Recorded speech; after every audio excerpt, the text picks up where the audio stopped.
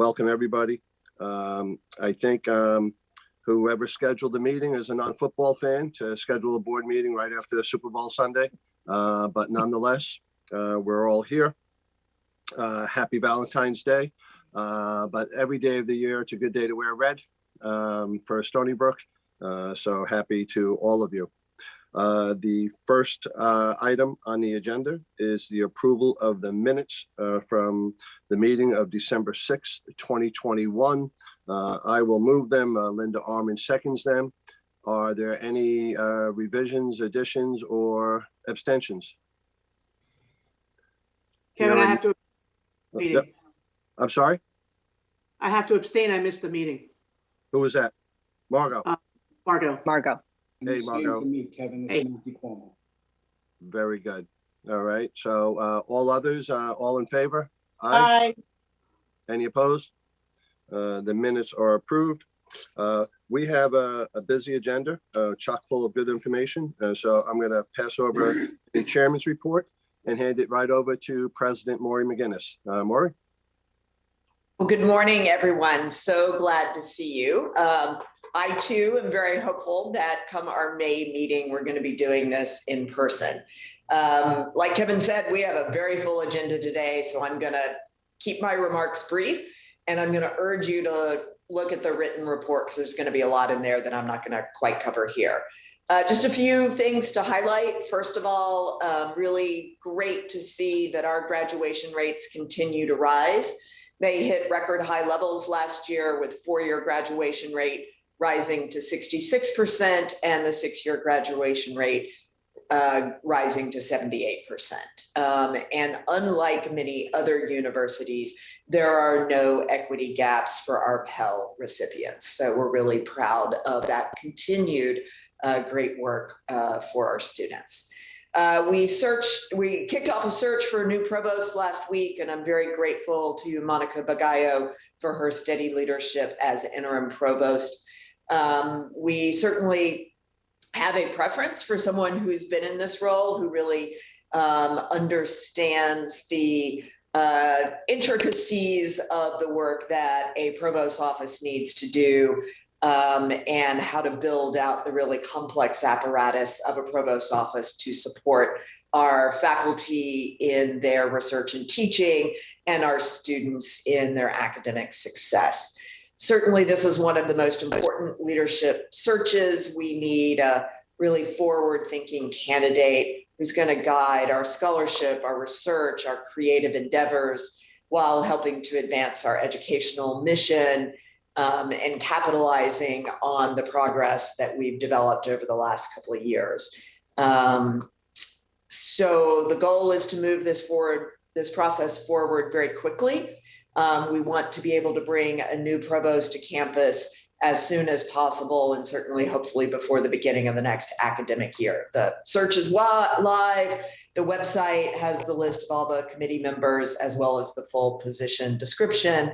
And I will we will continue to make sure that website is updated with any other key information as it becomes available. And I will certainly keep you all updated on the progress of the research. We have other searches underway, Dean of Dental, Dean of the Renaissance School of Medicine. We will soon be launching the search for the new Dean of Libraries. We're delaying the engineering dean search a bit until we get the provost search underway, because ultimately we'll want a provost in place before we hire the new dean of engineering. And we are launching our search for the senior vice president for finance and administration later this week. We continue to work on building the leadership team and the ways in which we work together as a collaborative team. So we recently did a 2-day retreat focused on building our culture of collaboration, and our vision as a team is that we are here to advance excellence, cultivate talent, achieve aspirations together. And of course, in higher ed, everything has to have an acronym. So if you need to remember that, it is a CAT. Again, advance excellence, cultivate talent, achieve aspirations together. And the together is a really, really important of that. And that is, how do we remain integrated as a collaborative team, really understanding the inner workings of how each of our own areas of responsibility intersects with one another. In the past couple of meetings, we've talked about Governor's Island, that we were applying to be the anchor institution charged with developing the historic Governor's Island Center for Climate Solutions. We've been named as a finalist for creating this global hub for climate science research and innovation.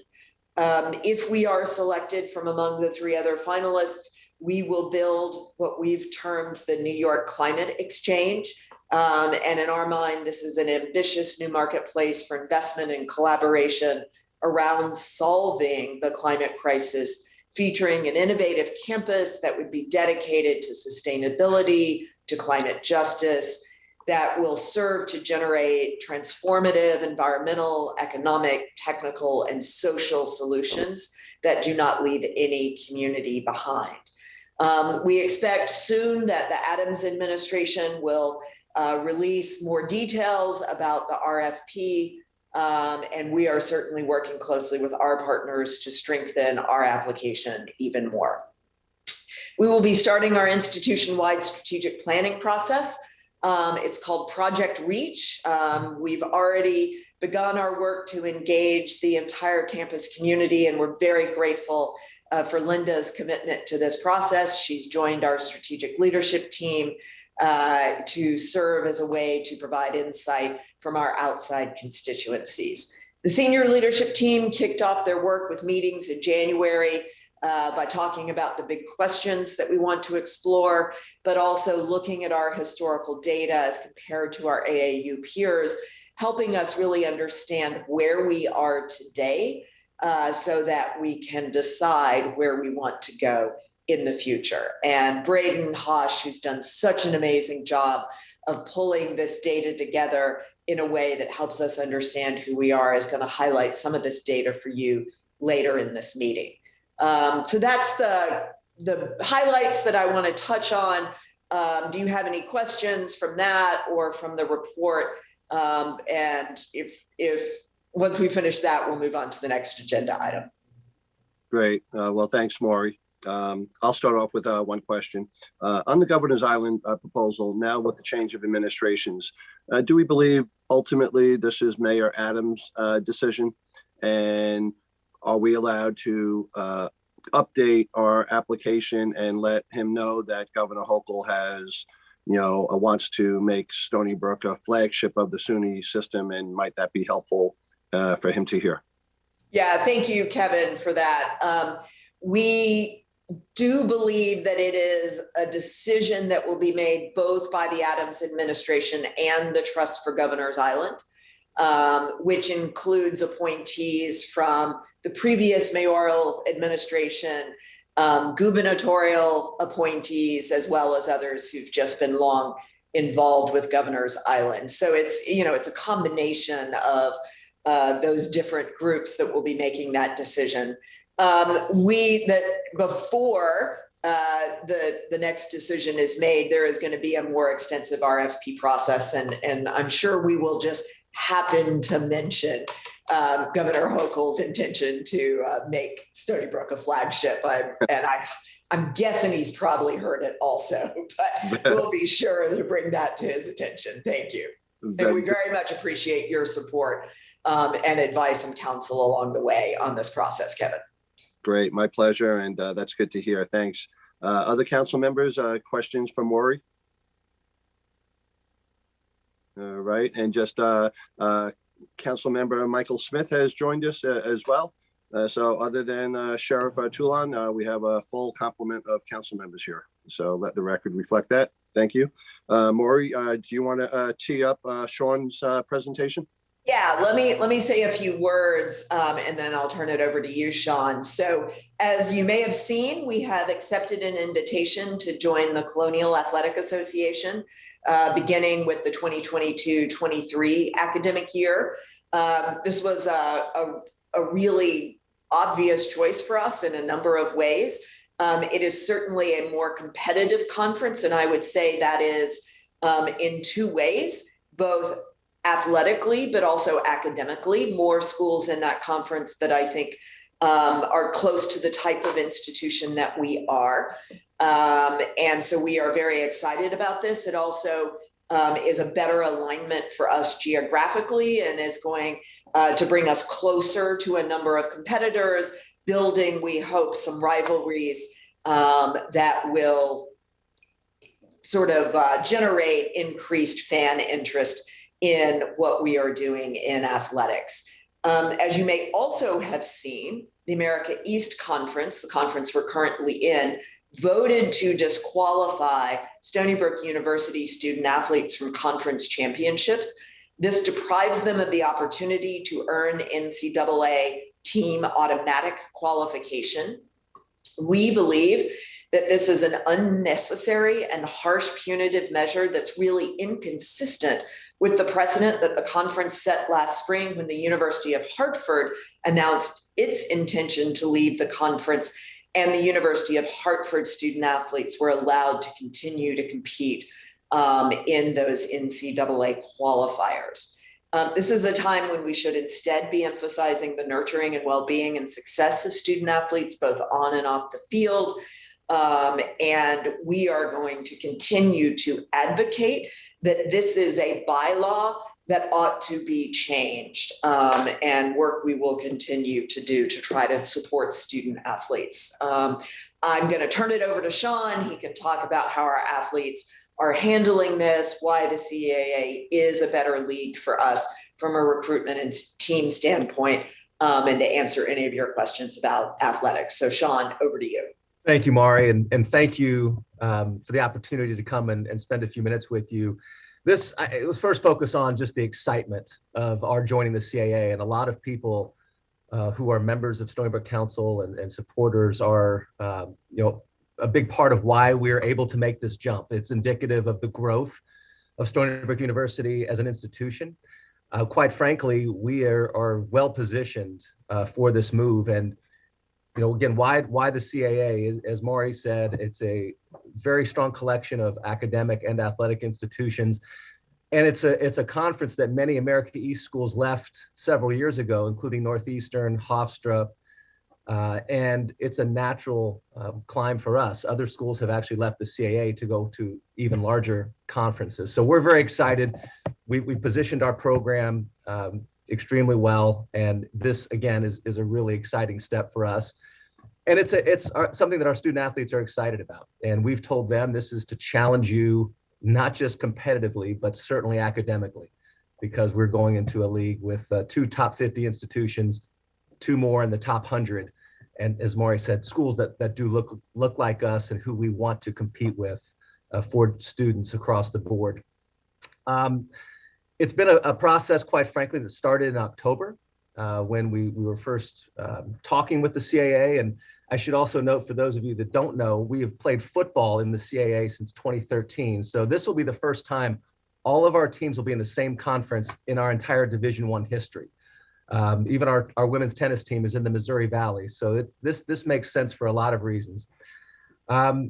So when it came time to make this transition, it's very difficult. Sometimes you see schools hang in a conference for an additional year or even 2 after the announcement. And in fact, the America East bylaws call for you to give 2 years notice, which quite frankly is just not conducive to a healthy environment. So when we did inform the America East that we were leaving, and our desire was to make the transition effective July 1 of 22. We had all along asked to please have consideration of our student athletes, given everything they've dealt with through COVID. That consideration was not given. And so the initial disappointment and obvious emotion at having the opportunity to compete for team championships taken away, I will say I'm so proud of our athletes for their resilience, how they've come together. They have really rallied, and I think it's making us stronger right now. Will position us as we go into the CAA, a much stronger department. I do feel for our 5th year seniors and those who have come back for one more opportunity. But we know that there's a lot to play for. Our teams right now are doing extremely well. Women's basketball is 21-3. Doing great things on the court. The men have won 2 in a row, and women's lacrosse, we won't have a chance to win a conference championship, but certainly we are a top 5 program that will go into the NCAA tournament ready to make some great things happen. But overall, this is a great move for us and something that we should all be celebrating as members of the Stony Brook community. So I'll stop there and happy to take any questions as it relates to this move. Great. Thanks, Sean. I'll start off. I'll ask a question, and I'm sure there might be others. So it certainly sounds like this is not a lateral move, and it's an upgrade for the university, which is good news. And and all men's and women's teams will now be CAA, even the women's tennis team. Yes, will be going in it, which is good. So my question is, given the fact that the American East is penalizing our students, and like you, I'm most concerned for the seniors who will be shut out of tournament opportunities. And if are we like administratively or legally appealing that decision? And is there a chance that we could prevail? And if we don't prevail, is there any way we could get CAA to give our seniors an extra year of eligibility, since many of them will lose out on the opportunity to participate in the postseason? I'll answer the last part of that, and then I'll defer to Susan for the first part of that. Kevin, it's tough because every student athlete that participated throughout the COVID years was given an additional year by the NCAA. And the NCAA is really the only entity that can give additional seasons of eligibility. One wouldn't qualify for a waiver simply because a championship opportunity is taken away, unfortunately. There are schools, Oklahoma State, for example, their men's basketball team is currently banned from the postseason because of violations. Now, obviously, that's not what this is, but because they'll have had the opportunity to really compete in a full season, and postseason is not a guarantee necessarily, there really wouldn't be an opportunity for student athletes to gain an additional year. And the good thing is, we thought we might have some student athletes come in, particularly from our spring sports, and ask to redshirt or even transfer, and they haven't. They've been great. They're excited to compete and represent Stony Brook the right way. And we're going to go out there and hopefully compete for some at-large bids in the spring. But I'll let Susan answer the first part of your question. Thank you. Thanks, Sean. Kevin, without getting into detail, we did a very deep dive with outside NCAA counsel as to the risks and the benefits of going forward with a legal strategy. And for various reasons, we decided not to move forward with that at this time. I'll just say that from a temporal point of view, these games, these postseason games are occurring now. And you can understand the timing in court, but that was just one of many reasons we decided that instead it would be more visible to go after rules like this, which a few conferences still adhere to, and to champion their removal from the bylaws. All right, that makes sense, Susan. So then I'll go back to Sean, and Sean, not to second guess decisions or Monday morning quarterback on the day after Super Bowl Sunday, but would it have been possible to delay our announcement to join the CAA until the end of the semester so any of the seniors didn't get penalized, or would that have been too late for the CAA to get us instituted into their schedule for the fall and things like that? A great question, Kevin. It's certainly one that was asked of me right after the announcement. And the fact of the matter is, waiting until the end of the semester really would not have been possible because of fall schedules having been completed, and we may have had to sit in the America East for a period of 1, if not 2 years, without the opportunity for championship. So it's unfortunate that this group is having to experience this, but it really was, I think, again, in the best, it's hard to tell a senior this, but making the move right now is in the best interest of the university long-term, quite frankly. So I think we, at the end of the day, got, while not scot-free, we got a good deal by not having to give the 2-year notice and not being eligible for championships for that entire duration. This was really the time that the announcement had to take place, just to alert the CAA so we could begin planning fall schedules, and to alert the America East so they could move on with their process as well. It's just unfortunate that this happened to our athletes, and again, but I think it was, quite honestly, mitigated, I think, to the best of our abilities. Got it. Yeah, all makes sense, Sean. Thank you. And I don't know, maybe if there's only, I don't know if there's just a handful of students that are really impacted by this, in terms of, the seniors who might be, prevented from participating in a tournament. But maybe it's something that we as a council could recognize on our May meeting with some type of special award. So, they could stick it on their resume or something, it won't compare to participating in a real game, but maybe we could acknowledge those who may suffer more than others. So maybe you guys could think about something like that.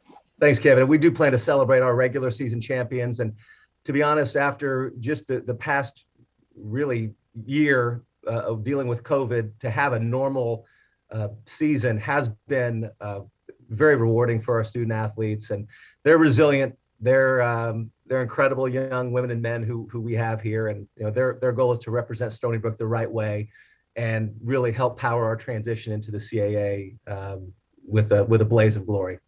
Great. And Maury gets to sit on the CAA athletic board, like she does now with the American East. And we're very happy to have her in that company as opposed to the company we're leaving behind. Very good, very good. Other council members have questions for Sean? Yeah, just a quick question for Sean. So I just want to make sure I heard you correctly, Sean. That is, if the teams are performing at the top level, like women's lacrosse, they have the opportunity to still go to the NCAA tournament. That's correct, Linda. Okay. It's America East Conference Championship tournament ban. But yes, Okay. Any team that qualifies for an at-large, which women's lacrosse will, men's lacrosse will have an opportunity. Yes, it does not preclude us from NCAA Play. postseason. Okay, thanks. Kevin, Sean, yes. Does the CAA have a similar rule? Should we decide to, go to a new conference 5 years from now? Are we going to be faced with a similar situation? I think, Chris, that they do, but I think, as was said earlier in Susan's comments, our goal, and Mari was very clear with our new CAA commissioner, we are coming in to move to have this bylaw abolished. I think it's something that should be abolished in all conferences. So that's where we're going to turn our attention. It just doesn't have a place in modern college athletics, where there are punitive outcomes for student athletes. So we will immediately go in to have this changed within the CAA. Great. Any other questions for Sean? Yeah, Sean, hi. I know it's D1 to D1, but is there any kind of impact on staffing, or will there be possible foreseeable growth within the staffing within the athletics department? It's a great question, Andrew. Right now, again, we are operating under an approved 5-year budget plan that we're excited about fulfilling. And a lot of it has to do with revenue growth in fundraising, ticket sales. So I think that growth will be congruent with our ability to generate additional revenue.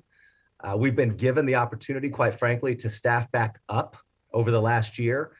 And you can always have more, but I think we need to prove that we can drive more revenue and show that it continues to be a good investment. So we do hope to continue that growth, but we need to show that we can go into the CAA and compete and win. And we're certainly equipped with what we have now to do that.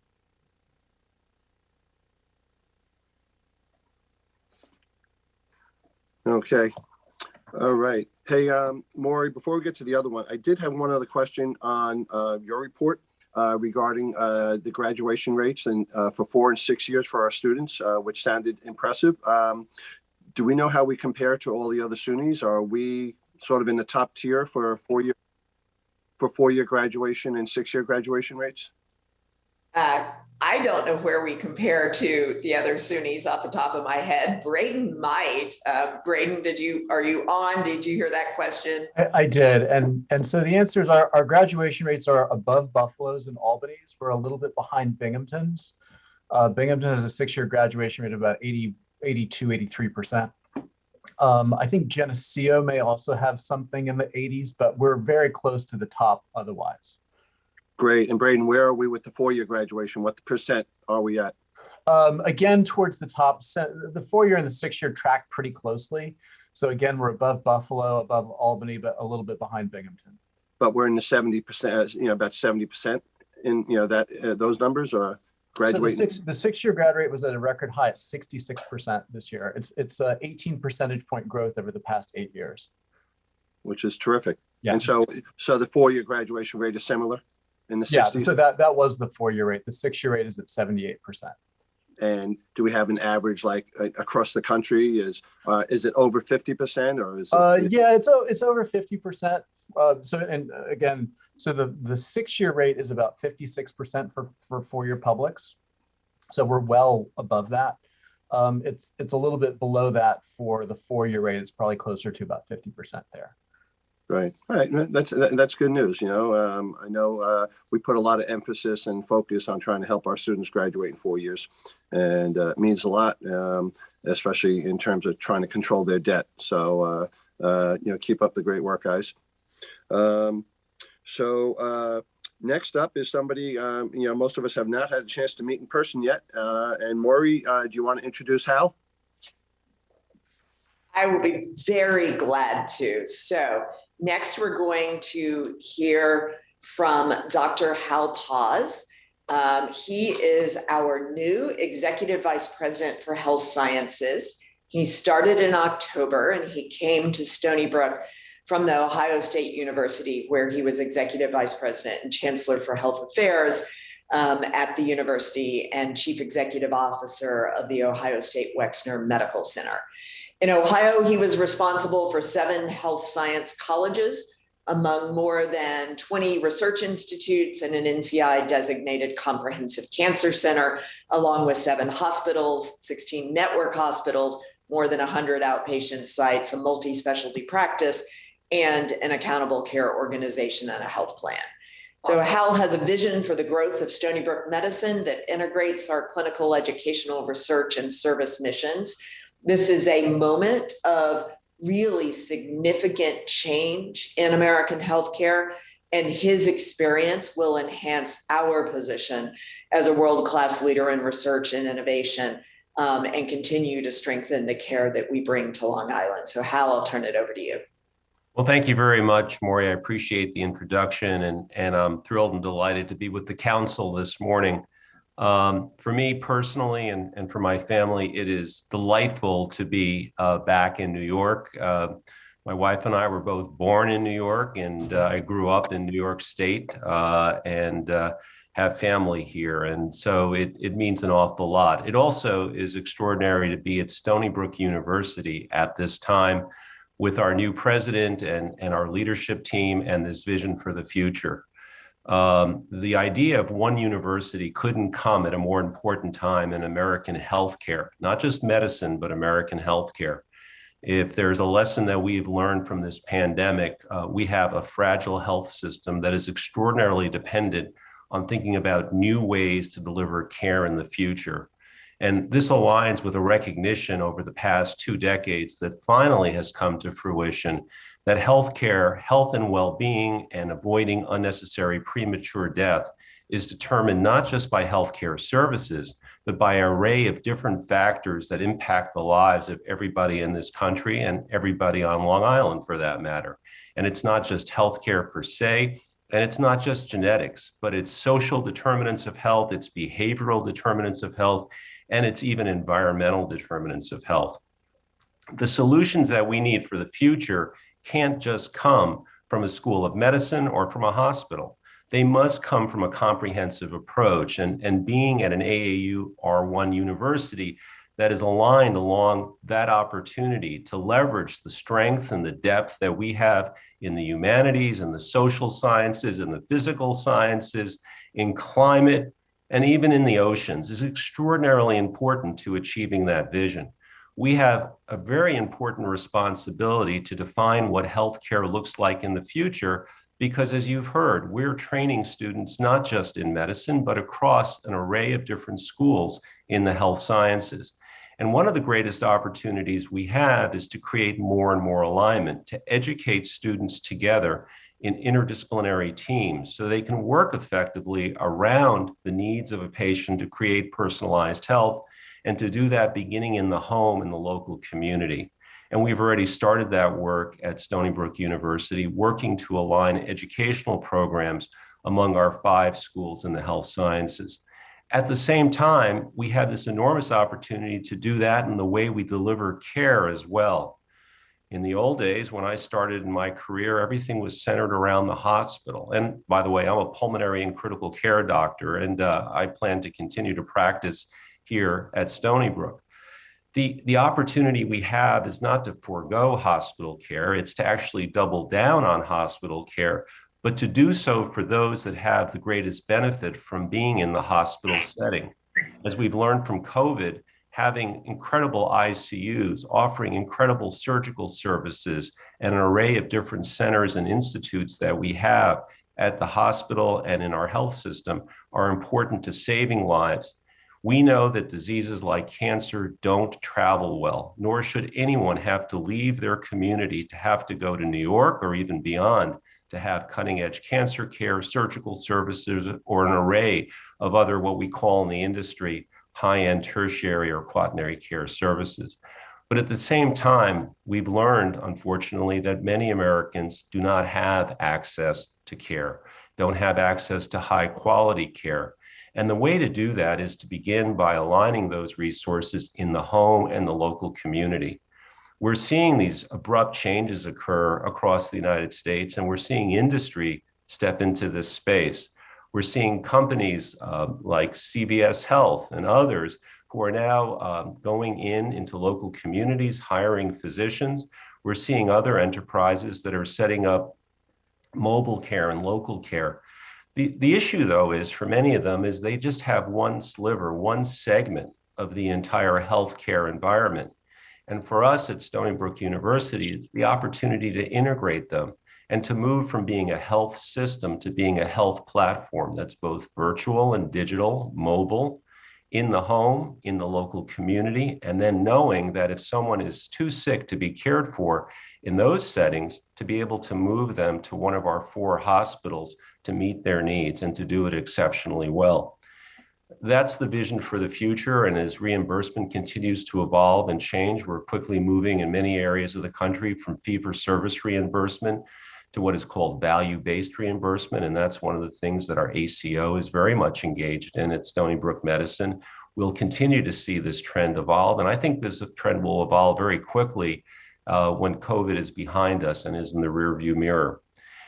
But to do this successfully, we have to integrate across the university. We have to be able to take the research and the academic programs that exist on our West Campus and integrate it with our programs on the East Campus.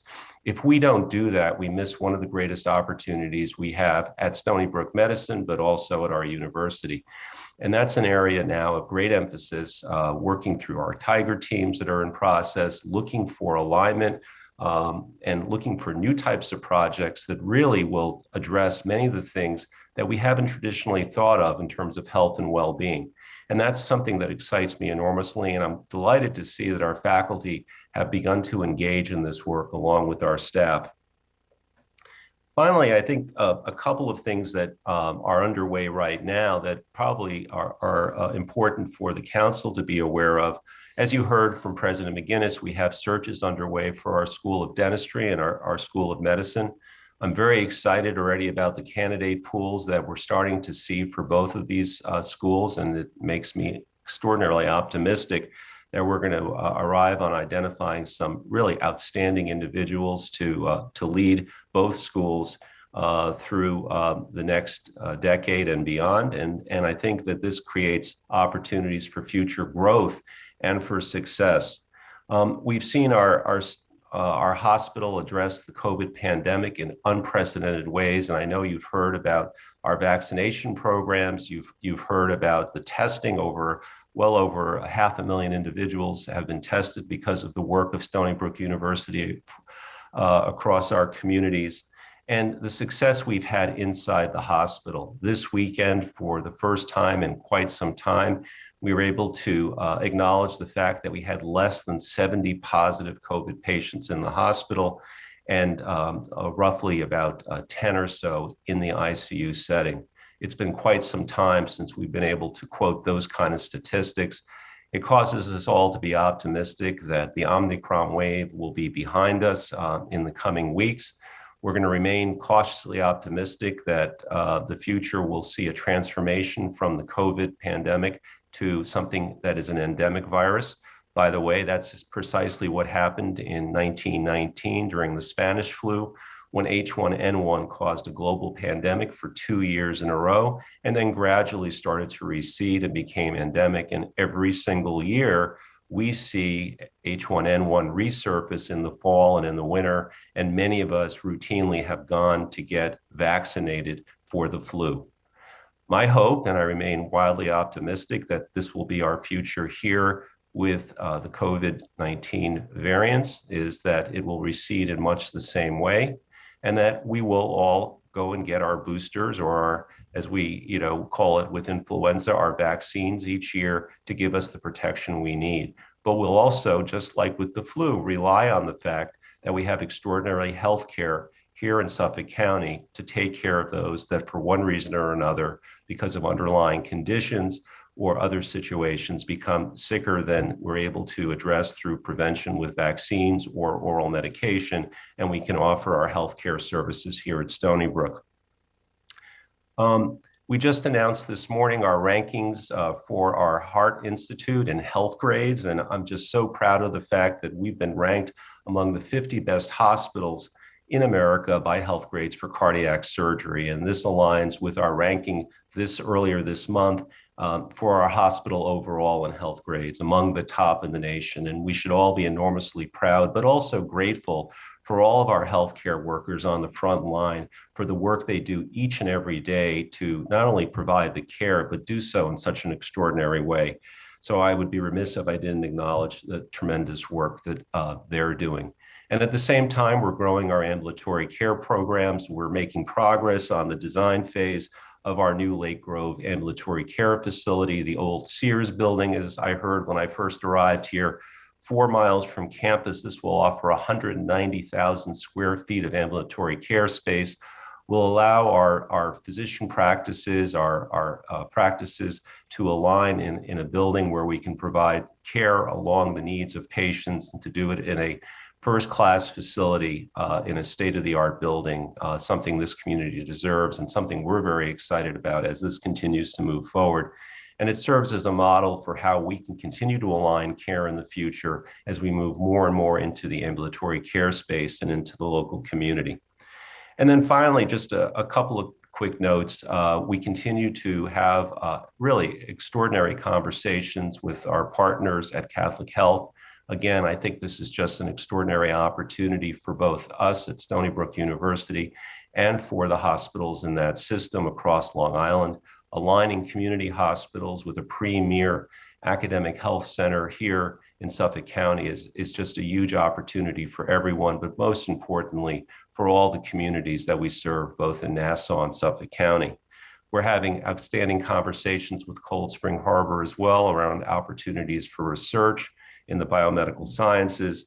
And finally, we are right now in the process of celebrating the 50th anniversary of the Renaissance School of Medicine. I should note that 50 years ago, it started out with 24 students, and today we have the #1 public ranked medical school in New York State, doing extraordinary work, not just in education, but in research, community service, and of course in healthcare. And it's a note of pride for all of us, and grateful and thanks to everyone that got us to where we are today. So that completes my remarks. Kevin, I'd be delighted to answer any questions that the council might have at this time. Thank you, Hal. That was a terrific report. I look forward to meeting you in person soon too. I don't know if we're on each other's schedule yet. I know we were trying, so I look forward to that. And thanks for the great report. Thanks. Good luck with the searches for the dental school, which is very important to the community here. Yes. I'm not sure they always felt the love from the senior leadership at Stony Brook, but they play such a critical role in the community for those who either don't have insurance, don't have their own dentist, and but need dental care. And you know, we're talking about people who have limited funds, and so critically important. I'm glad it's a priority of yours, and great news on the Heart Institute. I had a question just related to COVID, and I don't know if you or Carol could answer it. But with the recent Omicron, surge, is it fair to say that most people who were hospitalized were unvaccinated? And do we sort of have percentages? And is that information that you could share? Because you keep on hearing in media reports, this was a surge of in terms of hospitalizations of the vaccinated versus the unvaccinated. But we know that plenty of people who are vaccinated and even boosted got it. But we all knew that the vaccine was not going to prevent you from getting it. It was hopefully going to prevent you from needing hospitalization or even death. And so do we have any stats on those who visited our hospital or needed to be in our hospital because of Omicron? Yeah, that's a great question, and we do. In general terms, the trends are the same trends that have been seen nationally, where the unvaccinated are more likely to be in the intensive care unit on a ventilator and tragically die. But, we have relatively high vaccination rates here in New York State and in Long Island. So we saw patients during this most recent surge that were fully vaccinated. The thing about it is these individuals had underlying disease. They were immunocompromised because they had a kidney transplant, rheumatologic diseases of various sorts that caused immunosuppression, or severe cancer. And it's tragically well known that those individuals, because of their underlying condition, are not able to mount an immune response to the vaccine, even after receiving 3 shots. And that's why there's conversation now about offering these individuals 4 vaccines. The good news is, out of all this, is that we've made tremendous progress in the ICU setting and how to better care for this patient population. And we have other adjuvant therapy. You've heard about the monoclonals. You've heard about some of the better understanding of how to use steroids, for example. And we have oral drugs even now that have finally come to market. So the hope is, despite the fact that the vaccine may not be for a population that can't make antibodies the best approach, there are other things that we can do. And in part, that's why we're seeing a reduction in the amount of disease in the ICU setting and on mechanical ventilation.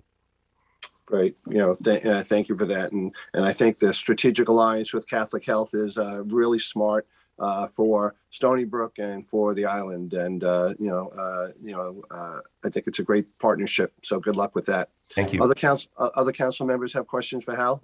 Frank? Yes, Dr. Paz, welcome to Stony Brook. Thank you. Look forward to seeing you in person. Could you tell me a little bit more about the alliance with Catholic Health Systems and how we're working together? Originally, I thought it was with in cardiology, but I don't know if it is or if it's across the board in other areas. Yeah, so great question. Patrick O'Shaughnessy and I have had several conversations. Our teams continue to engage and have conversations. We are in the early phase of looking at a strategic plan around how we can best align with each other. We're looking both globally at the system level as their hospitals and our 4 hospitals, but also the other parts of Stony Brook Medicine, which include our practice, our accountable care organization. There are many facets to what we do at Stony Brook University, and certainly our academic programs. All of our students in the health sciences and our residencies create huge opportunities. So at one level, we're looking at it that way, and we're early in that process. The other is we're looking at some specific cases, some of the Catholic Health hospitals in our market, where we think that would be an opportunity to do things quickly, while we're still doing a more strategic analysis, but at the same time begin to prove the principle, so to speak, prime the pump for working closely together. And we're looking very specifically at a few hospitals right now. But again, in the early stages, lots of preparatory work has gone on, certainly before I arrived. And now we're fully engaged in moving this forward. And I think it's really important that we move forward quickly. And I'm delighted by the fact that our colleagues at Catholic Health are interested in moving quickly as well. The market is changing dramatically, and not just in a traditional way, but I mentioned some of the examples before about health insurers and pharmacy chains and private equity companies moving into the healthcare space in ways that we've never seen before. It was inevitable, and it continues to evolve. That puts it, I think, additional sense of urgency on us moving forward together. I certainly agree. Thank you. Also, I wanted to ask you about competitiveness in bringing in, doctors into our health system with today's market and finances and all of those kinds of things. It continues to be more competitive each day with, the health systems that are covering Long Island right now. And so I was wondering how that was. Yeah, great question. So historically, over the past decade or so, we've seen increased what we call burnout in the industry among healthcare workers, not just physicians, but nurses and other frontline workers. And that's been acknowledged for some time. And many physicians, frankly, who were earlier than we would have expected have retired from the profession because of many of those factors. And that put a lot of pressure before even the pandemic. And with the pandemic, I think it caused many physicians to want to re-engage and to do this work. But as the pandemic recedes, again, it starts to now, cause us concern that we're going to start to see physicians and other healthcare workers who do want to step out of the profession. And that's very concerning. And at the same time, demand overall continues to go up. It has been going up each and every year for as far as we can remember. We have changes in the way that you can come to the United States to do your residency. That's occurred over the past decade. So that's put pressure on adding physicians as well. And in addition to that, this huge growth that we're seeing, as I mentioned earlier, some of the insurance companies and private equity firms are hiring thousands and thousands and thousands of primary care physicians. And many physicians have made a decision not to go into primary care, but to go into other specialties because the economics are just not as favorable, quite frankly, if you want to become a pediatrician or an internist, for example, or go into mental health services. And that's caused another strain on the system.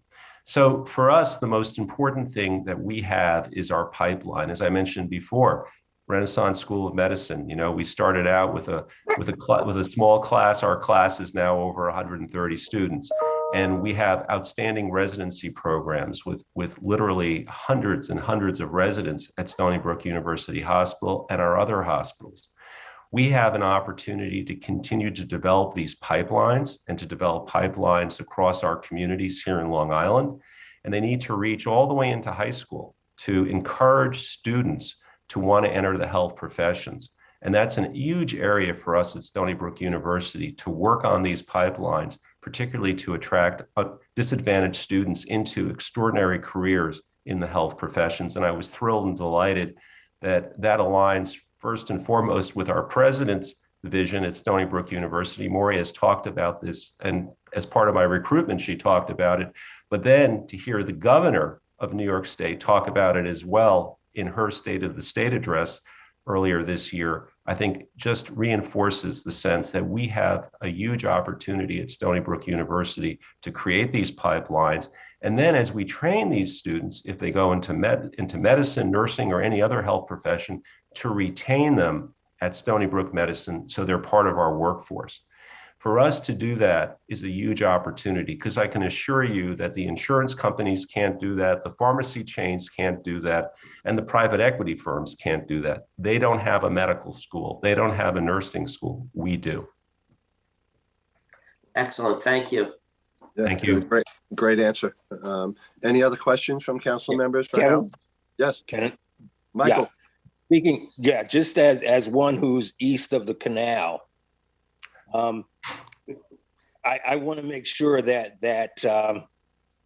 folks out this way and on the North Fork are integrated into the decision-making process that's going on with Stony Brook Medicine. I just wanted to raise that as a point of view, and because of the previous question, that becomes absolutely crucial to us out on the East End. Absolutely. And, one of the first things I did was go visit Eli and Southampton Hospital. Some of my favorite places, not to claim favorites here, are east of that canal for years and years and years. So I know the territory well. We have extraordinary opportunities. There's no question about it. We're talking about rural America in many areas. We're talking about areas that are underserved. And if anyone should be standing up healthcare services in the home and the local community, virtually and digitally, using home health workers, nurses and social workers and others, mobile health to serve the communities, Eastern Long Island is the place to be doing these innovative things. And I think it becomes an extraordinary laboratory for us to figure out how we can advance this and be a national model, but also to train the next generation of health professionals, because these are the areas that are underserved, not just in Long Island, but across the country. And we have a responsibility at Stony Brook University to get this done. Nobody else, nobody in New York City, frankly, understands this the way we do. So we need to get it done. And those are the areas of emphasis that we are going to include in our strategic planning as part of Stony Brook Medicine and as part of Stony Brook University. Kevin, could I comment for a second? Yes, It's Father Alex. Yes, of course, Father Alex. Thank you very much. Well, I very much enjoyed this report today, especially on the hospital. But I want to comment, because I am out in the Hamptons, and Michael, we are on the East End over there. I have a friend of mine, and Chris knows him very, very well. He sits on the Columbia School of Medicine, or the Columbia Hospital board. And yet when it came to do an operation on his wife, their back, at the recommendation of Dr. Mikolas, she actually went to Stony Brook Medicine for the operation. I called Carol, and she did just such a wonderful job. But the physicians, and they came back and told me, I says, John is my friend. I says, you're on Columbia. He says, it's unbelievable, the medicine and the care at Stony Brook. And that helps us very well because, as you may know, I'm also on the fundraising program for the new hospital in Southampton. So I just wanted to say congratulations to the president of our university, to you, Kevin, and to everybody at Stony Brook Medicine. I was really shocked, and I was so very happy, and great job to everybody. Delighted to hear it. Thank you so much for letting us know. Yeah. Great to hear that too, Father Alex. And Michael, thanks for asking the question. And so, Hal, the council are big supporters of Eli and Southampton, and always need to make sure we're including them as we talk about Stony Brook Medicine in general. So thanks for your sensitivity to the East End, and I'm glad you're familiar and supportive of them. Thank you. Kevin, can I just ask one quick question? Yeah, sure, Chris. Hal, and again, if this is going to take too long, feel free we could talk about it another time. You mentioned the vaccines and the immunocompromised, perhaps getting a fourth shot. My question is, if the 3 doses is not effective for them, what makes us think a fourth dose would be, or is there going to be some sort of change in the dose to make it more effective for the immunocompromised? Yeah, so I'll answer it at a high level, and I won't get into the number of micrograms of RNA in a virus, I promise. Okay. The answer is it's not all or none. It's not black or white. There's this big gray zone, and some individuals might have a response that's incremental and adequate to be helpful, to be protective for them. But you're absolutely right. There are also going to be some individuals, you can give them a 4th vaccine or a 5th vaccine, and because of their underlying condition, they may not have any response at all. And that's where we need to think about other modalities. First and foremost, making sure they're protected whenever there's an outbreak.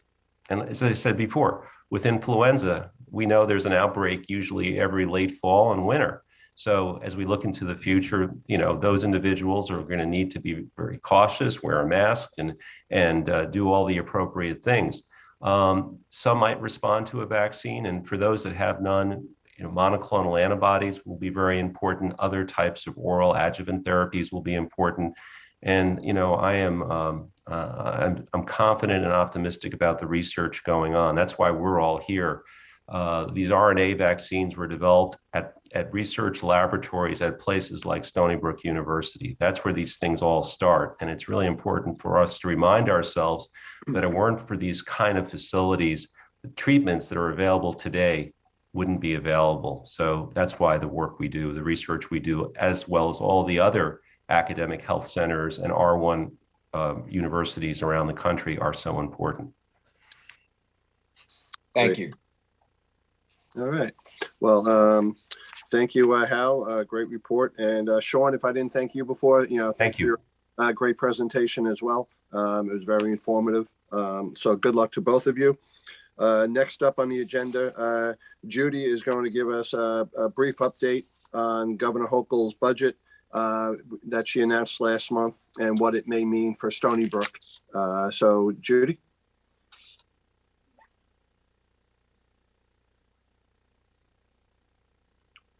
Do we have Judy? I'm just going to quickly share my screen. Okay. And just give a very, very brief update that just kind of hits on, can you see the screen? Yes. Okay. That just sort of hits on just mostly the higher ed highlights. And we have so many other things to cover. And I know you're going to have a number of questions actually from Braden. So what I really want to do is just give a couple of quick highlights. So just a little framework around this budget. She's calling it the New York Dream, socially responsible and fiscally prudent. Her words were, it's time for a better, fairer, more inclusive version of the American dream. I'm calling it the New York Dream. The biggest news in the overall budget is that it's just a significantly improved outlook from what the budgets have been for the last few years. It's actually balanced through at least 2025. They're making taking moves to bring the state reserves up to 15% of operating funds by 2025 and sort of, recreating a strong rainy day fund and strong set of reserves for the state of New York. So this is really different than what's been happening over the last few years where the budgets have not been as strong. It's the first time that the DOB published the financial plans with no gaps in any out years. So for the moment and for a little bit of the future, overall New York State's budget is looking pretty healthy. On the higher ed front, I will talk about higher ed and health and hospitals. Again, a very different session for us in that, we've seen no increase in operating aid and very little money going to higher ed for the last several budgets. In this case, she has proposed, and so this is something, we're working very closely with the Office of the Governor. We're working very closely with SUNY around all of the things that actually the governor has put in. So flagship designation, I'll say it's not language in the budget. It is language that she is using. And we will be helping to frame out what are some of the things that a flagship university needs, that the legislature can make changes in, that the chancellor can make changes in policy, or that the SUNY board can. And so we're working closely with Buffalo, closely with SUNY to look at some of those things around budget approval, tuition differential, program changes, some capital, project management. And so we're deep in the thick of that and actually hope to get something to them probably by next week. Some of the ways that they've so they haven't overall increased operating funds to SUNY institutions, but some of the ways that they've essentially put money into our budget are they've sped up the closing of the TAP gap and the Excelsior kind of a tuition reset. And that for Stony Brook is about just under $7.5 million that will be freed up in TAP So students who are on tap were being charged at about 2010, 2011 rates, and we had to make up the difference. So we will no longer have to make up that difference. So it's about positive to our budget of about $7.5 million, and Excelsior about 750,000. And so it at least puts a little bit of money into our budget. I will remind you that you've heard from us before that the salary increases negotiated in Albany a few years ago add about an additional 10 million to our budget. So it doesn't fully resolve our budgetary issues, but it at least provides some additional flexibility. She has put in a significant increase for EOP AIM, which is wonderful. Stony Brook has one of the strongest EOP programs in the SUNY system.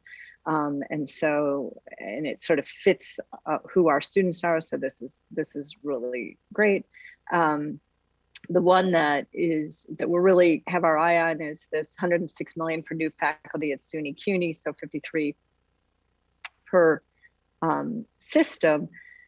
There's not a lot of language around what this money will be used for. What we think is important is that it be used for campuses that have had expanding enrollment. That if you want to hire new faculty, that's the place to do. And so we're certainly working with, again, SUNY and the Office of the Governor to help to frame some of that use of that money out. We don't expect to see tuition increase. So we didn't see it last year. We didn't see it the year before. And I don't expect that we will see it this year. It's not in her budget. There's no legislator who's going to do a tuition increase in an election year, frankly. And so that continues this, we're at almost the bottom of the AAU in terms of our tuition. It's great for our families, really difficult for us.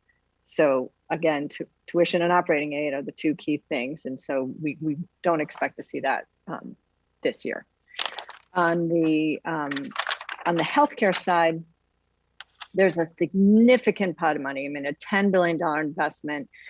Again, it's not sort of fully lined out for those of you who are budget geeks. It really talks about, investment in healthcare workers' wages, some bonuses to frontline workers, increased lab capacity, healthcare capital infrastructure. We're hoping that some of that money can be used to support some of the things that we've been looking for and working with SUNY on around picking up our debt service. University hospitals is the only debt service in the SUNY system and in any state agency that's not paid for by sort of outside of our budget. So we'd like some of that money to be spent on that. We'd like some of that money to be given as direct operating aid to the 3 SUNY hospitals, the safety net hospitals that are, we're competing with folks, but with other hospitals, but we're tied to state benefits, which are quite costly. The state used to provide operating aid for that. And so there's been some support, certainly in the legislature, to use some of this money maybe to that. Again, the great news is that she wants to do a significant investment in healthcare and is really talking about healthcare in all the ways that we think are important. And there's also, increased support for some of these other programs in which actually we do a significant amount of research and services. And so I think that there are other pieces of the healthcare budget that may be good for Stony Brook. Finally, just getting back to the healthcare spending, there's been about 50 million per 3 hospitals, Stony Brook, Medicine, downstate and upstate, and that money, capital money, is in there. Again, it's we can spend that, but we have to pay the debt service, and so our hope is that they'll pick that up. But they've at least included that 50 million pot that has been coming our way. We're also working on holding on to there's money that had been put in the budget over the last couple of years to help us with our quest to get National Cancer Institute designation. And we have not spent that money yet. And we are working to hold on to that money to be used in a future year. So, I think that those are the biggest pieces. A real change in how SUNY is viewed. SUNY is viewed Governor Hulkel really views SUNY as a partner, views Stony Brook and Buffalo clearly as leaders in the system. She has told us repeatedly, you know, she has a deep respect for the kind of institutions that we are, for the work that we're doing, and for the fact that we actually are different and it costs. We have a different cost structure to do the kind of research and innovation that we do. And so I think that there's a great partnership that's come together with the second floor and with SUNY leadership, and will, you know, continue to work to flesh out some of these proposals in ways that I think can be helpful on all sides of Nichols Road. So that is probably my fastest speed walk through the higher ed and health hospital budget that I've done. But I just wanted to give you at least some indication of kind of where things are at the moment. And as I say to everybody, this is the governor's proposal. It is not a done deal. You know, for the next month and a half, there will be negotiations going on, and with the budget being passed by March 31st. Right. So that's my fast report. Well, thank you, Judy. And as you mentioned, you know, the budget has to be adopted by April 1st. So this is where council members can play a role. And so it sounds, again, in my 13 years or however many, it's about 13 years here at the council, every January and February was pretty much bad news. You know, everything that came out of Albany in terms of the proposals, we were never excited. And usually there was, you know, we were planning for a lot of pain. So generally this sounds like one of the most positive proposals, you know, her message, her budget, you know, at least over the last decade. So it is generally good news. And so I think if you keep council members in the loop over Stony Brook's efforts in either massaging things with the legislature, or to the extent you need any of us to be making phone calls to our contacts in either the Assembly or the Senate, you know, I think I could speak on behalf of the council members. We'd be happy to help you. That's wonderful. Thank you. And we really count on other voices to be raising these issues. So I appreciate that. Great. Any council members have any questions for Judy? Great. Well, yeah. So Judy, keep us posted. You know, thanks for the update, and we look forward to you know, because our next meeting isn't until May. Maybe some type of progress report in March to the council members on anything we should be aware of that might be helpful. Absolutely. Great. Will do. All right. So next up, Maury has started a strategic planning initiative for the college, and she's put together, you know, a leadership team. Invited Linda Arman to represent the council on that strategic planning process, and we're going to receive an update from Braden Hosh, who's the Associate VP, the Office of Institutional Research, Planning, and Effectiveness. And Maury, anything you want to say in terms of teeing it up before we hand it over for an update from Braden? Sure, I'll just say very quickly, thank you for that, Kevin. I'll just say quickly that it is really important when you enter into a strategic planning process that you first understand not only where you are, but often it's useful to understand how it is you ended up where you are, as well as where you stand in and among your peers. And doing that then also becomes part of the process by which you're going to decide what are the areas where we wish to change, where we stand among our peers, and how are we going to measure ourselves over the next 5 to 10 years as we implement on this strategic plan. So I have always found that institutions, whether we're talking higher ed or almost anything else, often has a lot of mythologies about who they are and where they stand. And so we're going to start with some data, and Braden's done an amazing job of understanding what data to pull together that helps us understand who we are. So Braden, I'm going to turn it over to you. Thank you, President McGinnis, and thank you, Chairman Law. I'm going to share my screen and then start this slide deck. You all seeing the presentation? Yes, great. Yeah. Great.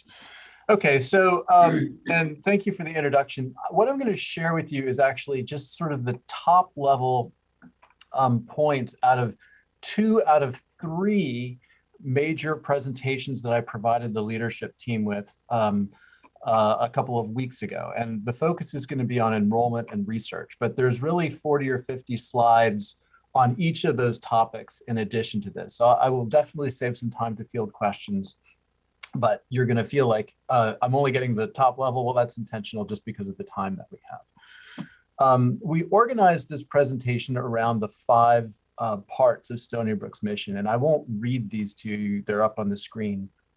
But roughly, we kind of bullet these as education, research, leadership for economic growth, technology and culture, healthcare, and then diversity and global positioning is the 5th one. And we're going to talk today just about the top lines on the first 2 of these.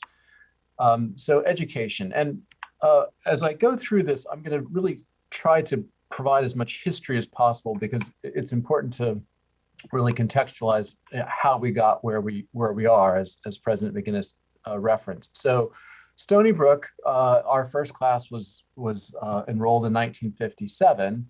And this is what our undergraduate enrollment looks like. So you sort of see, slow growth in the early 50s, or sorry, the late 50s, early 60s, and then a big upswing, kind of a leveling off, and then kind of another upswing up to our current fall enrollment. There are almost 18,000 undergraduates. Graduate enrollment follows something of a similar pattern, sort of an upswing in the late 60s, early 70s, kind of a leveling off, and then some gradual increase from there. And if you add both of those together, you get to our total enrollment of 26,608. And there's 2 major characteristics to this I want to call your attention to. First is those 2 major big upswings, really from, let's see here, this area right here, this period from the early 60s into the mid 70s, there's this leveling off and then this other upswing. So I want to explain the big patterns first. Those are related to population growth. And this is a population in New York, and I've linked it to those individuals 18 to 24 years old. That's the college-going population. And what you see is that those increases tend to mirror where we had increasing growth among 18 to 24-year-olds. So this is the baby boom at the early piece. This is Gen Y. Gen X was that first pink area from the late 70s to the mid 90s. And then you have this other group where you see population decline 2012 to about 2027. Now, what's important is that we don't have another green area coming up. What would normally be a green area is a gray area with stable population from about 2029 to 2039. We're not anticipating population growth in the college-going population.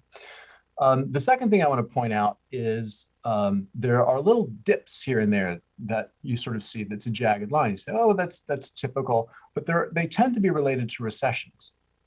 So the first 3 don't matter so much, but once you get into this recession from 1979 to the 80s, you sort of see a dip, and then you see a recession in the late 80s into early 90s, there's a dip. You see the recession from the early 2000s, there's a dip, the Great Recession, another dip, and then you see sort of our COVID recession. That's sort of a newly defined recession. It didn't quite meet the technical definitions, but there's another dip and it's going to go down a little bit. And typically what the institution does is it draws back a little bit when there is a recession. So the last thing I want to just sort of call everybody's attention to is that you'd say, oh, well, the population's declining yet we were going up here. Well, that's actually only the case because we enrolled a whole bunch of out-of-state students, mostly international students. And this was part of our strategy for how to deal with our financial issues. Just to be quite frank, we don't pay the bills with the tuition that we receive from undergraduate students. Judy talked a little bit about that with just the TAP gap. But even if they're paying full freight, it doesn't cover the cost. So we cover part of that by enrolling out-of-state students. And so this growth right here was really because of out-of-state, and had it not been for those, we would have been flat.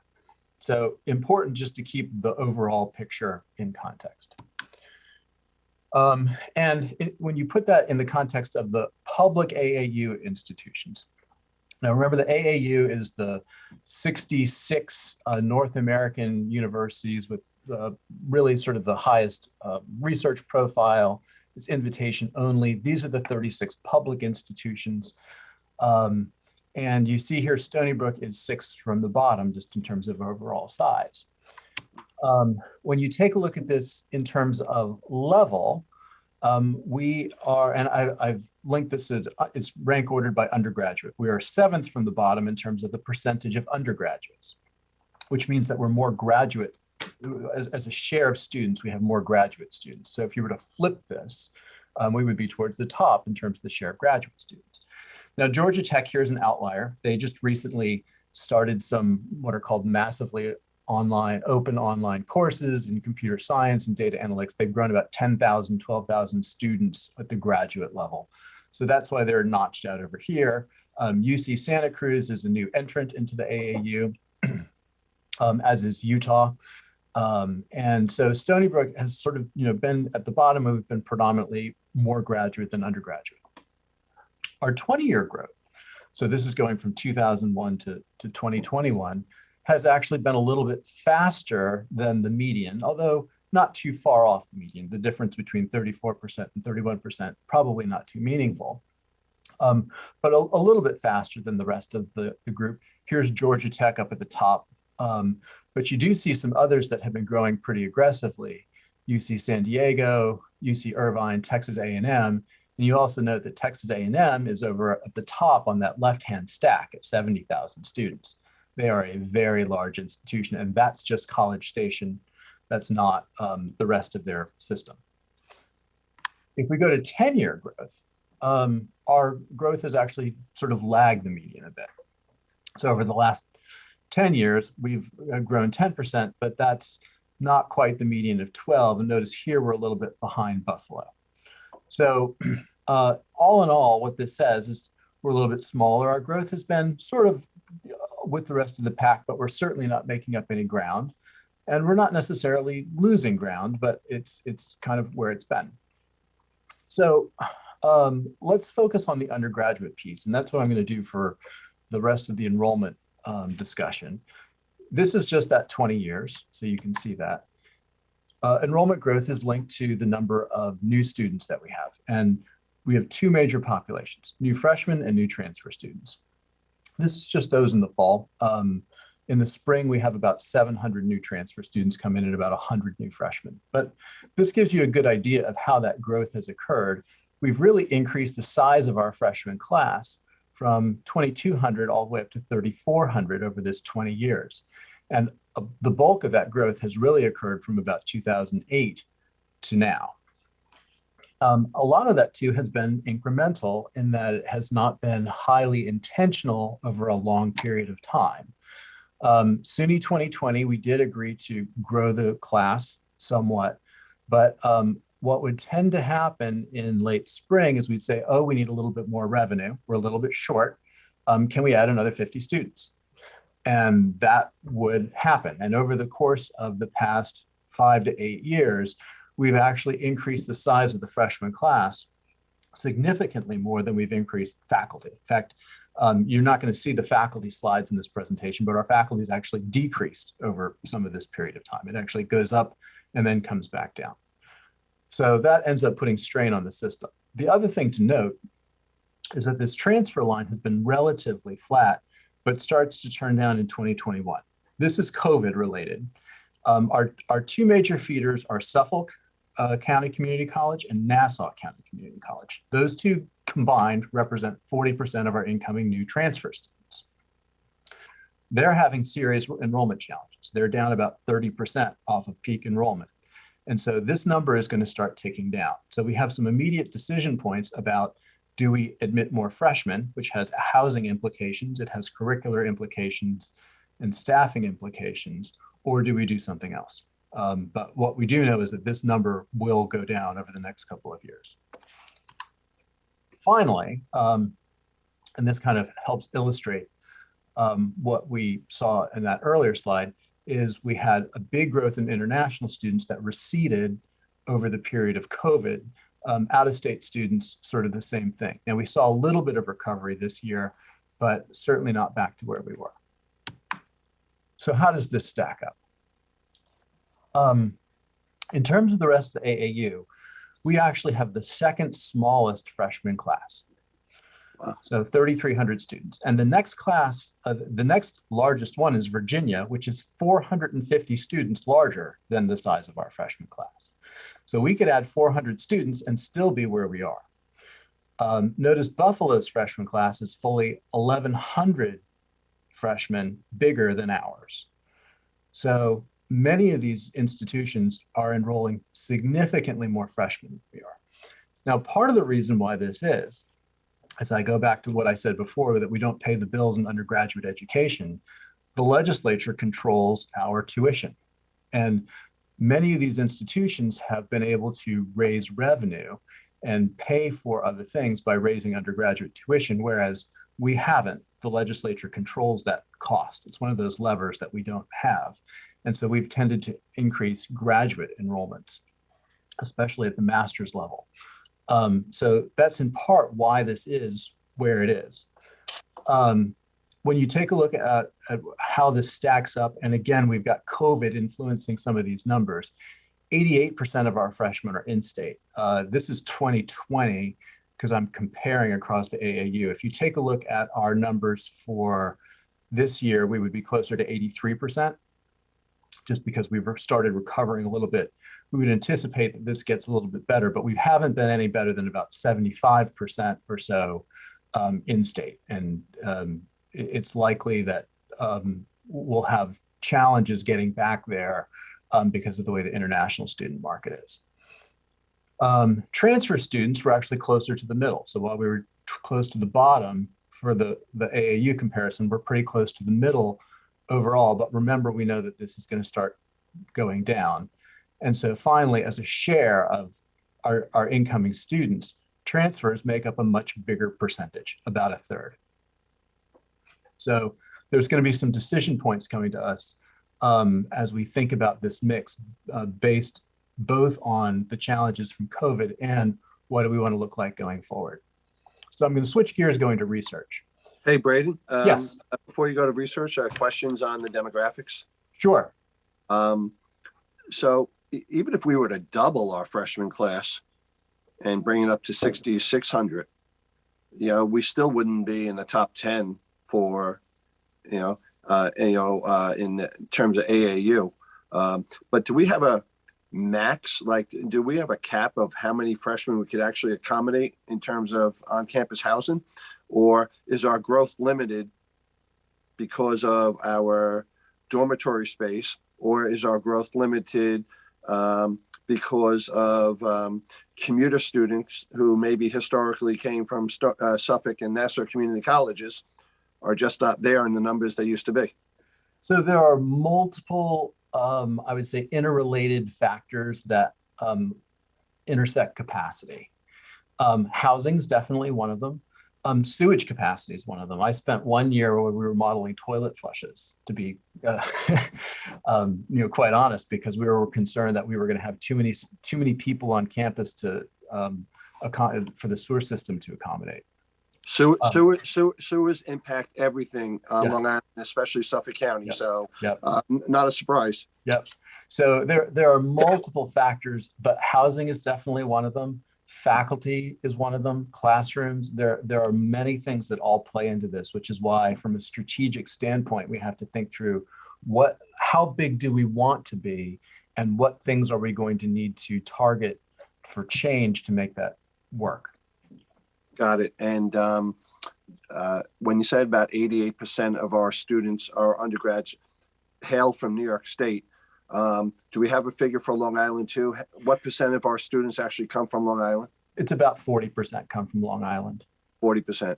And would that be similar to some of the AAU schools that they get 40 to 50% of their undergraduates from the immediate area, or are we different in that category too?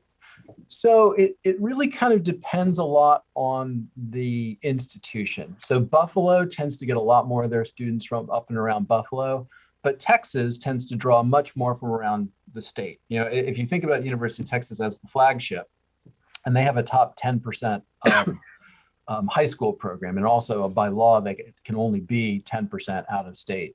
They target this pretty carefully, but then there's broad outreach beyond just Austin. So it's much more uniform. So it just kind of depends on the institution.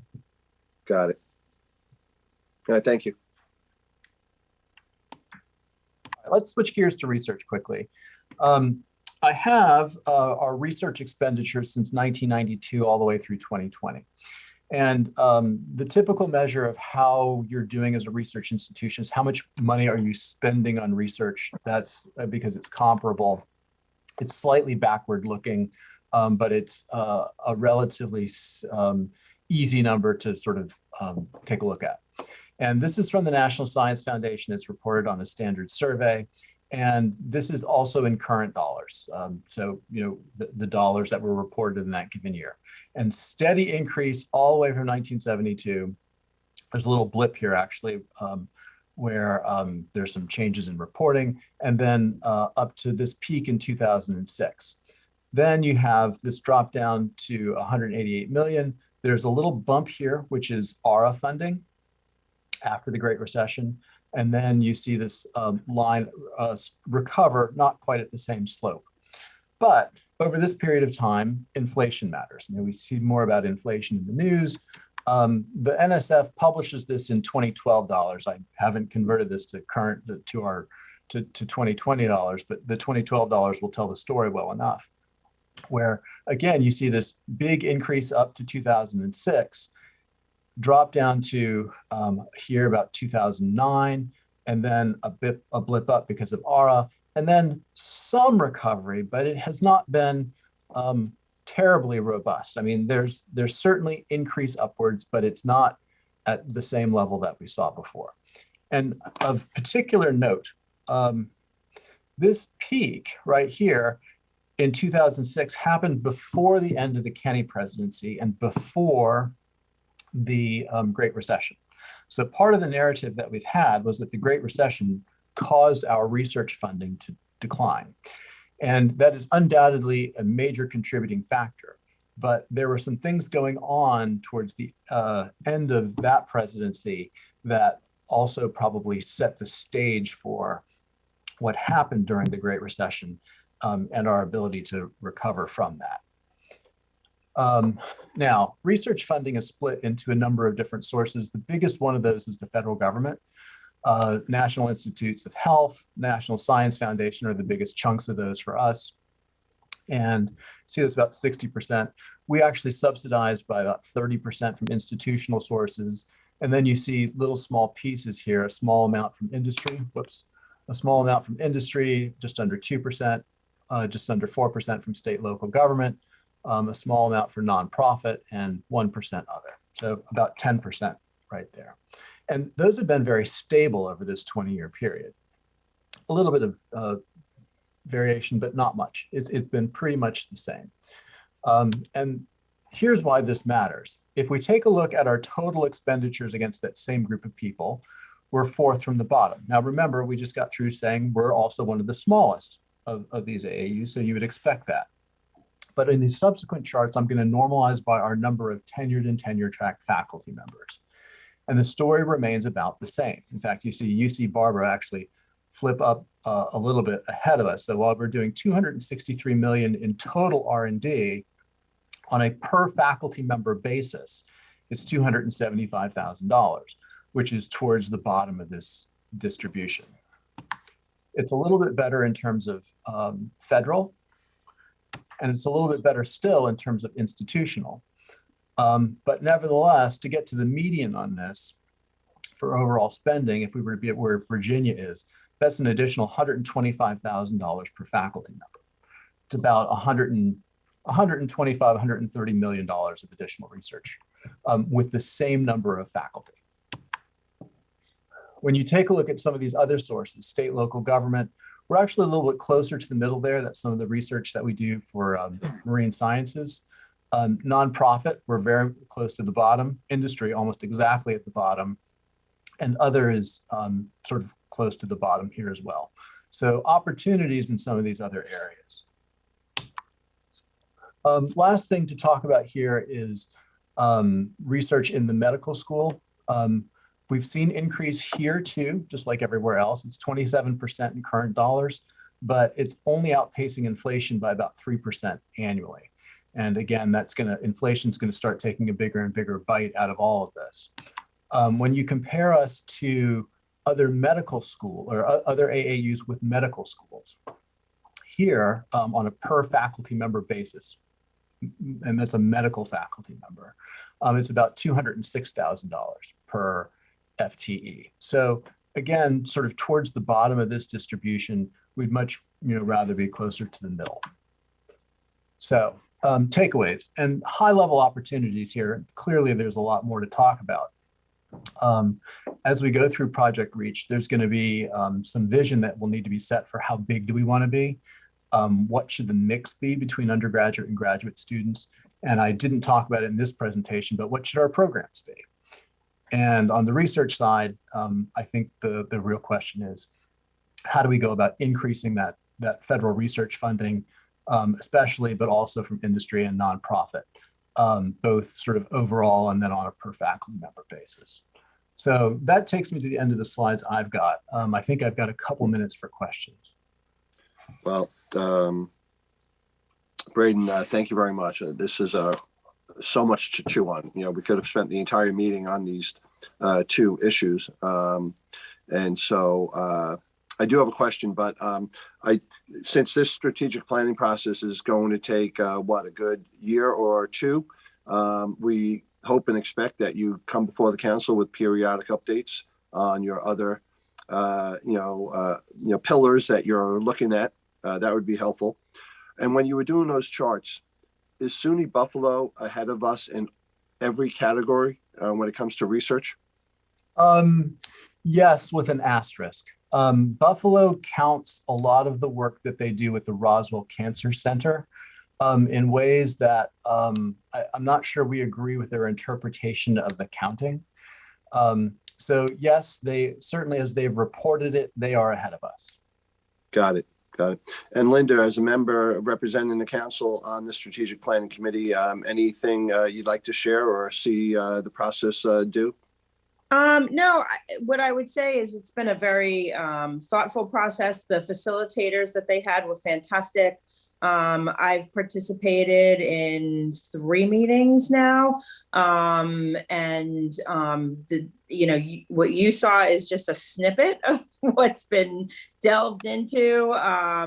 Very high level, but today was a great summary. What's really fascinating to me was we read applications for another group that would be part of the strategic planning process with faculty, students, and reading through all those applications, getting to understand there's perspective of the different internal stakeholders between faculty, staff, students, graduate students, undergraduate students.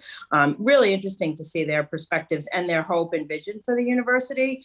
And then being able to sit through the meetings and understand where we are and the vision that our president and leadership team really has to take the university is really fantastic. So I think we're in good hands. I think that we have a bright future with the team that's being built and exists today. And I think this process is going to be really beneficial overall to the university.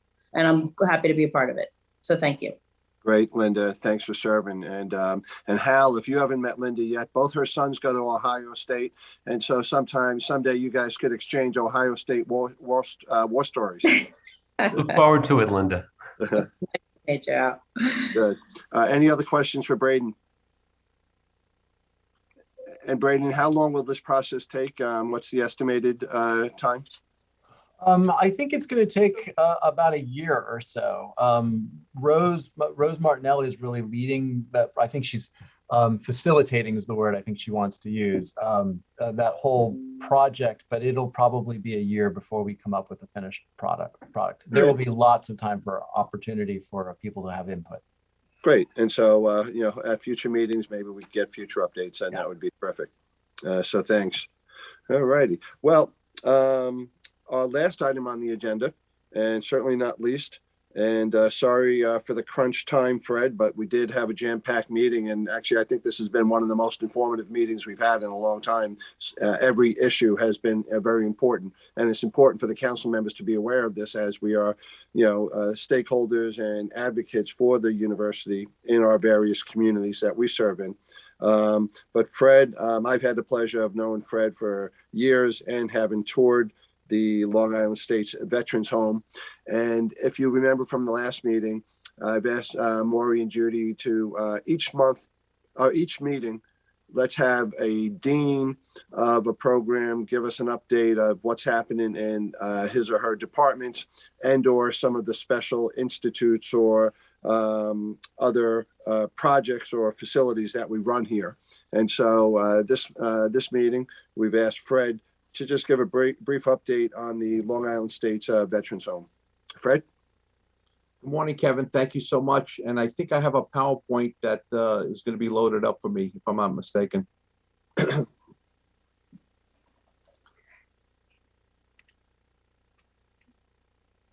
Is Rachel there, Kevin? I see her on the screen. Rachel, are you loading the PowerPoint?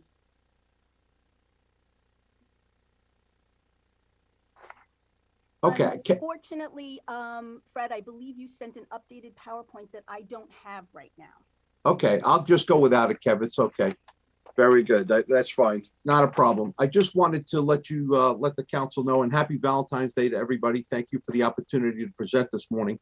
The State Veterans Home was created by our 16th president, Abraham Lincoln, and the State Veterans Home program is the oldest partnership in American government between Washington, D.C. and all the states. Every state veterans home across the country is owned and operated by the state of which it's in. Currently, there's 165 state veterans homes in all 50 states, as well as the Commonwealth of Puerto Rico. And New York itself has 5 state veterans homes. You should know that the State Veterans Home program is the largest provider of long-term care to our nation's veterans, with over 30,000 beds nationwide. In addition to our home here, here we go. In addition to our home here, Kevin, there are homes in Batavia, New York, Montrose, New York, Oxford, New York, as well as St. Albans, Queens, which is really the next closest home to the Long Island State Veterans Home. Next slide. Next slide. Thanks. So who we are at the Long Island State Veterans Home, we're a 350-bed skilled nursing facility. We provide to our nation's heroes short-term rehabilitation, traditional long-term care. We have a specialized unit for Alzheimer's dementia care. And of course, based on the fact that Long Island has a significant amount of World War II veterans, we do provide a lot of palliative and hospice care.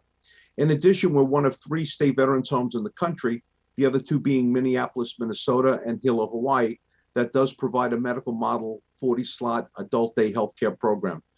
This is where veterans can come in. They arrive around 9 a.m. They get breakfast and lunch.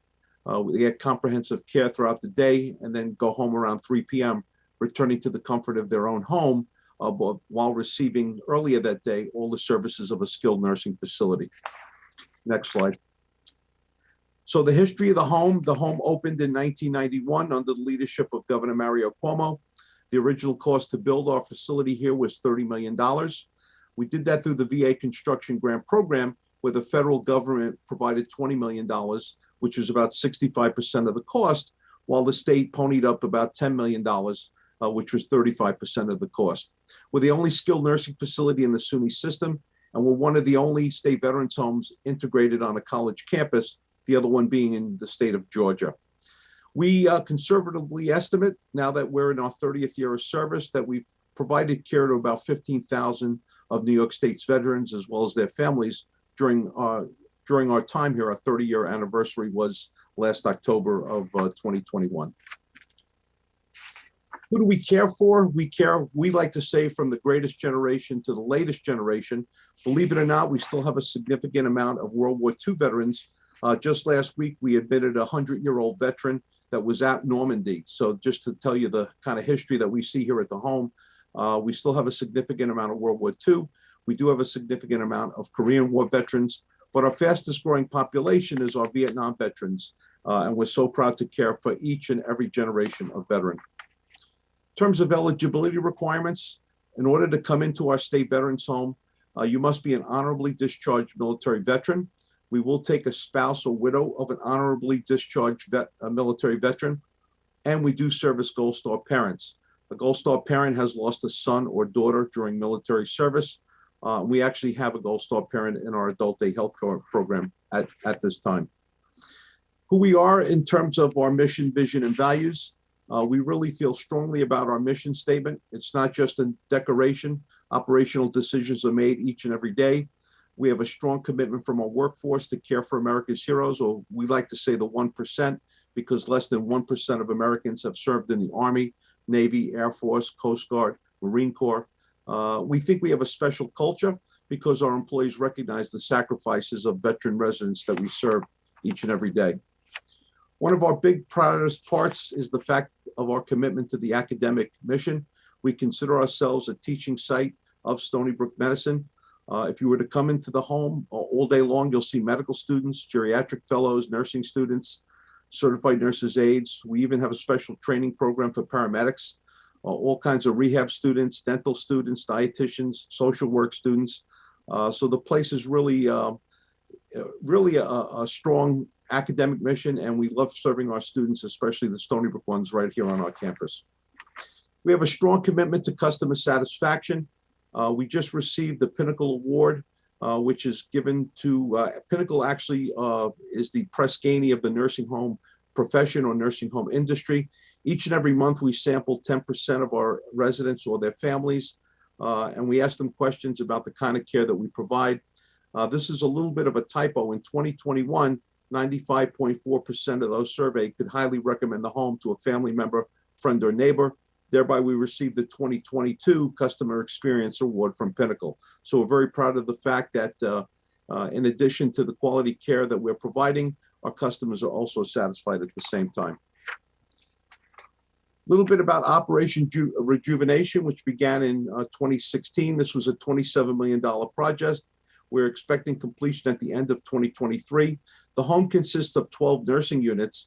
And what we're doing is unit by unit, we're completely gutting out the unit and then completely renovating it with new LED lighting, new electrical, new plumbing, new furniture, new painting, new bathrooms. And the newly designed units will have newly designed resident rooms, nurses stations, and dining rooms. To date, we've completed 8 of the 12 units. Currently, we've completed the 3rd floor and the 2nd floor. We're down to the 1st floor, and Unit 1C is currently being renovated. Expected completion date will be in April of 2022.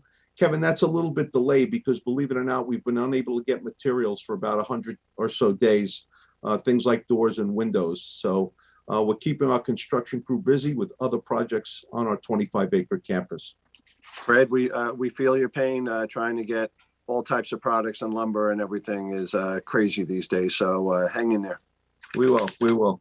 So who pays for care here at the Long Island State Veterans Home? We take all traditional forms of payment, including Medicare, Medicaid. If you have a long-term care private insurance policy or you want to pay privately, we do that as well. I think the takeaway from this slide, Kevin, is that every veteran who's honorably discharged from the military is entitled to a nursing home reimbursement of $117 a day. But that can only be used at one of the 165 state veterans homes across the country. In addition, if you need adult day health care, again, we do medical model, you will be given $92.23 a day by the federal government as well. So these are dollars from Washington, D.C. that are coming into our state to provide the provision of care for our veterans here in our state. So that is the takeaway. And if you know a veteran, it's very important. The other thing you should know too, and so in terms of the bottom line on cost, there is another special category of veteran. Those veterans who received a rating of 70% or more service-connected disabled actually get no cost care here. So right now we serve about 75 of these veterans. As you know, if you have any kind of injury or illness from military service, the VA or the Veterans Administration will provide a rating to you anywhere from 0 to 100. If you're at 70% or above, you can get no-cost care at any state veterans home in the country. We believe that the New York State Veterans Home Program represents the best value for a veteran requiring skilled nursing care. Certainly, we do a great job for those veterans on Long Island. Want to give you an update on the current situation as it relates to COVID-19. Today represents day 706 in the fight against the novel coronavirus for us. We've endured 3 waves of the virus. We successfully navigated a myriad of federal, state, and local regulations pertaining to nursing homes. And we are looking forward to the end, Kevin, and I think today's the day, because as of today, based on the 3rd wave, it ended today for us. We have no residents here and no employees with the COVID-19 virus. So that's great news for the whole organization, and we hope to move on. That's great. Great news. Just a quick update again about daycare. One of the creative things we did with the full support of the Veterans Administration, when daycare programs across New York State got closed down by New York State Department of Health, we reached out to the VA to see if we could implement telehealth as well as home health visits to our homebound veterans. VA said, yes, go ahead, do it. We received full reimbursement from the VA. And currently we're operating a blended model. So we've reopened the program and we have veterans coming here during the day, but some of our veterans have opted to stay home and receive the home health visits and the telehealth. So I guess that's a happy ending for everybody. Want to share the next slide, which just talks a little bit about our numbers. Prior to COVID-19, there were 631 nursing homes in New York State. We ranked #1 with the highest occupancy in New York State. What that meant is that we traditionally did about 127,000 days of care per year. As you can see, we stuck through it up to 2019. We took a little hit in 2020 because that's, for us, COVID started in March of that year. And then certainly in 2021. We saw the same kind of hits in our daycare unit as well. Traditionally, we like to hit about 10,000 visits per year. We have seen a decrease.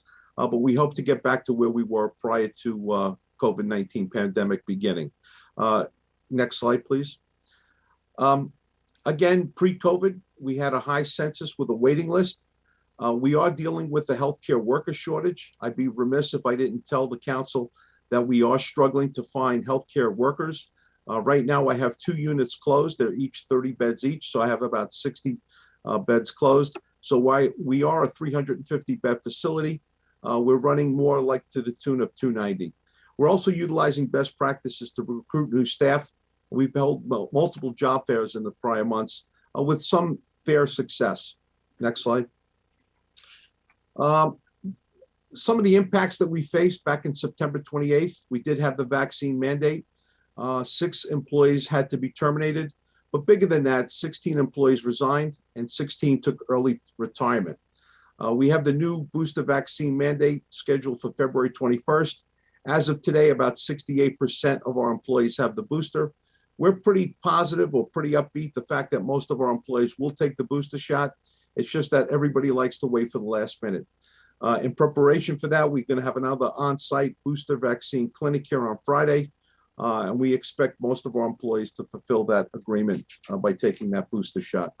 In the end, the Long Island State Veterans Home will remain committed to its core mission of providing high quality and compassionate healthcare services to New York State's frail elderly veterans and their families during their time of need. And I can just say, having been here, Kevin, for 21 years and have just the extreme support of Stony Brook University, we can't thank President McGinnis for all her support, and certainly the support of the Stony Brook Council as well. I'll be happy to answer any questions. Thank you so much, Fred. Great job. Council members, if you haven't had a chance yet to go tour the facility, you'll be blown away. And, Fred has done an amazing job over there. And it's something that we owe our veterans. And it's great that our university plays a role there. Fred, 2 questions. And I should know the answer to one because you told me in the past. It's just, I just don't recall it. Okay. So the Veterans Home is on the Stony Brook University campus, but it's not an arm of Stony Brook University. Is that correct? No, it is an arm of Stony Brook University. It is. Yeah, It so is. the other four homes are actually an arm of the New York State Department of Health. That's the difference. When we were built in 1991, there was a big fight between SUNY and the Department of Health, but SUNY won and we became a SUNY nursing home. Got it. And the other four in New York are part of the Department of Health. That is correct. Got it. And that $117 a day benefit that you referred to, something tells me that does not cover our cost. And does the cost per day, if it's higher, does the rest of that come out of the veteran's pocket? Or is there some other subsidy to reimburse us for the additional costs? So that's a great question, Kevin. About 10% of our veterans pay privately, but the majority are on the Medicaid program. So about 65, 66% are on Medicaid. Another 10 to 15% are on the Medicare program. So that dollar amount that the VA provides, that $117 a day, is in addition to what we would receive from Medicare, Medicaid, or privately. Oh, good. So our costs are essentially covered by a combination of the two or three? That's correct. Good to hear. Yeah, Very good. we don't receive any additional dollars from New York State government at all, other than what we receive from Medicare and Medicaid, which are government-based insurance programs. Oh, that's good to hear. Thanks, Fred. Any other questions for Fred from council members? All right.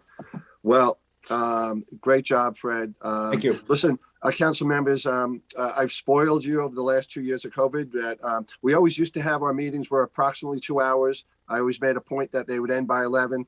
The last year and a half or so, our meetings have been shorter as they are not in person, but I think you'll agree that today was one of the more informative meetings we had. And despite all of the terrific reports, we will still finish under 2 hours closely. But I will open up the floor to council members if anybody has any other business or point or issue they want to raise. Kevin? Yes. Right. Yeah, I'll be quick because I don't want you to break your reputation here by going over. So, one, I wanted to thank Carol because I made a panic call to her on a weekend a few weeks ago, and she immediately helped out in a very bad situation. And I thank you for that, Carol. And I did want to recognize you. That's my pleasure. Secondly, during the presentation that Judy made, she brought up about the NCI designation. And I did want to ask, where are we with that? I don't know if Hal. I'd be happy to take that question. So currently we're assessing our likelihood of success with a current application. My understanding is in the past year, the NCI has changed the rules for submitting an application. And without getting into too much detail, there's a new threshold that apparently they've developed in the past year or two of having a minimum of $10 million of NCI funding. So we're looking at what it would take to get to that 10 million, the feasibility of it this year versus waiting until next year to make sure we cross the threshold, because as you can imagine, it's a huge undertaking to submit. And when you submit, you want to be successful. So having just arrived here in October and apparently the rule just changing a little before that, we're going through this process literally as we speak. Thank you. Thanks very much. But by the way, I just want to mention, I am 120% committed to getting an NCI designation. We had it, as you heard, at Ohio State, we had it at Rutgers, and this is extraordinarily important to the success of Stony Brook University. And I believe Long Island deserves to have an NCI designated center, as does the state. Great. Thanks, Hal. Any other council members? All right. So again, I want to thank Fred, Braden, Judy, Hal, and Sean for their presentations. Maury, any last words? Just how much I look forward to seeing everybody in person in May, and thank you for all your support of Stony Brook. Well, thank you, Maury, and you continue the great job that you're doing. Again, we appreciate having your team available to these meetings. Our next meeting is May 2nd, 2022. And again, hopefully in person. at the new Student Union Center that we were hoping to see last year, but that we weren't able to.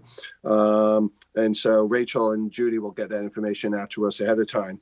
So at 10:58, I will move to adjourn, and Linda seconds it, and all in favor said yes, and we are adjourned. Happy Valentine's Day. Go Stony Brook, and we will see you all soon. God bless. Take Bye-bye. care. Thank you. Bye-bye. Bye-bye.